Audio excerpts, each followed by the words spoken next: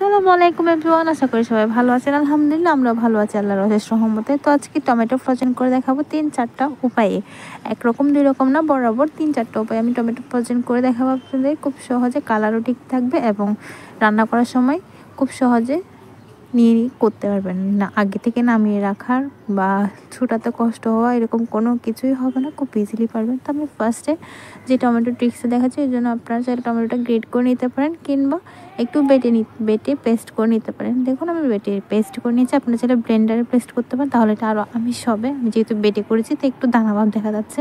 তো এরকম আইসক্রিমের পটগুলো মোটামুটি সবার বাসায় থাকে। তো যদি বা না থাকে তাহলে চায়ের কাপের মধ্যে ঠিক এভাবে করে সবগুলো টমেটোর মিশ্রণগুলো নিয়ে ফ্রিজে রেখে দিতে পারেন 3 কি 4 ঘন্টার মতো। 3-4 ঘন্টার পরে দেখুন আমি আপনাদেরকে দেখার সুবিধার্থে খুব ইজিলি দেখাচ্ছি, এটা খুব সহজে ছেড়ে দেয়। আসলে আমি এই আইসক্রিম বলেন কিংবা দইয়ের প্যাকেটগুলো খাওয়ার পরে রেখে নিই, বাচ্চাদের থেকে নিয়ে খুব ভালো করে সাবান দিয়ে গরম পানি দিয়ে ধুয়ে সংরক্ষণ করে রাখি। আমার কাছে এই পটগুলো দিয়ে অনেক রকম কিছু মানে কাজে আসে আমার। তো আমি এবার নেক্সট ইয়াতে চলে যাব। তো এর জন্য আমি কিছু টমেটো এবার ঠিক কীভাবে কিউব করে কেটে নেবেন। তো আপনারা বলতে পারেন কিউব করে কেন? তা আসলে আমাদের বিভিন্ন রকম রেসিপিতে আমরা বিভিন্ন রকমভাবে টমেটোগুলো ইউজ করি। তো যে সময়টা আমরা যেহেতু টমেটোটা ফ্রোজেন করতেছি, যে সময়টা টমেটোর দাম বেড়েছে কিন্তু অ্যাভেলেবল না, ওই সময়টার জন্য তো ঠিক এভাবে আপনারা নেবেন। দেখবেন পাস্তাতে কিংবা নুডলসে, বাচ্চাদের বিভিন্ন রকম রেসিপিতে এভাবে আপনারা টমেটোটা দিতে পারবেন। তো সেমভাবে আমি এইভাবেই আইসক্রিমের পটগুলোতে সংগ্রহ করব। আপনারা বলতে পারেন যে টিফিন জারে রাখলে তো হয়ে যায়। টিফিন জারে রাখলে হয় আপু, বাট কী হয় কি, যখন আপনার ইমার্জেন্সি হচ্ছে, খুব তাড়াতাড়ি হয়ে গেল, হঠাৎ করে কোনো মেহমান আসলো, তখন ওই পটটা নামাবেন, রান্না করবেন, ছুটাবেন, ছুরি দিয়ে কাটতে হয়, বটি দিয়ে কাটতে হয়, তো এই ঝামেলাগুলো হয় না আসলে। এরকম একটা ঝাড়ে রাখবেন, এরপরে যখন লাগবে আপনি 2 ঘন্টা পরে এগুলো খুলে রাখলেন, এরপরে যখন লাগবে তখন একটা অংশ নিয়ে নেবেন, ব্যাস রান্নার মধ্যে দিয়ে দিবেন। ওটা চুলার তেলের সাথে মিশতে এমনিতেই নরম হয়ে যাবে, তো ছুটে যাবে আসলে।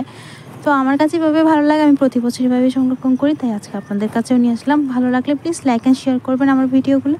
আর এবার দেখুন আমি আপনাদেরকে ফ্রোজেন করে রেখেছি 3 ঘন্টা কি 4 ঘন্টা পরে আমি আপনাদেরকে আবার দেখিয়ে দিচ্ছি ঠিক কীভাবে হয়েছে এগুলো। দেখুন এগুলো খুব আস্তে আস্তে এবার রান্নার সময় ঠিক এভাবে একটা নিয়ে চুলার মধ্যে দিয়ে দিন, রান্নার মধ্যে সরাসরি অ্যাড করুন, কারণ আমি এই টমেটোগুলো অফ ক্যামেরায় অবশ্যই আগে খুব ভালো করে ধুয়ে নেবেন, না হলে কিন্তু সমস্যা হবে।